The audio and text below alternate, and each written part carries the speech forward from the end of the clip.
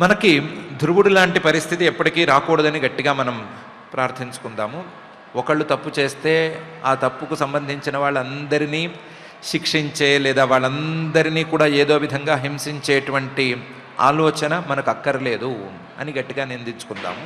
కానీ భగవద్భక్తులు అనేటువంటి వాళ్ళు ఎలా ఉండాలి, భగవద్భక్తులు తమ ఆలోచన తీరుని ఎలా మరల్చుకోవాలి అనే విషయాన్ని స్వయంభూమనువు గారి ప్రశ్నల్లోంచి మనం జాగ్రత్తగా లాక్కుని అర్థం చేసుకుందాం.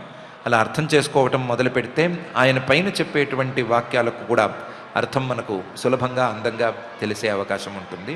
కాబట్టి స్వయంభూమనువు గారి ప్రశ్నల్లోనూ ఆయన చెప్పే మాటల్లోనూ భక్తులు ఎలా నడుచుకోవాలి అనేటువంటి అంశాన్ని ప్రధానంగా పట్టుకుందాము. దాన్ని పట్టుకుని మనం భక్తిగా ఉండి మన ద్వారా ఎవరికి హాని జరగనటువంటి పరిస్థితికి మనం చేరుకుందాము.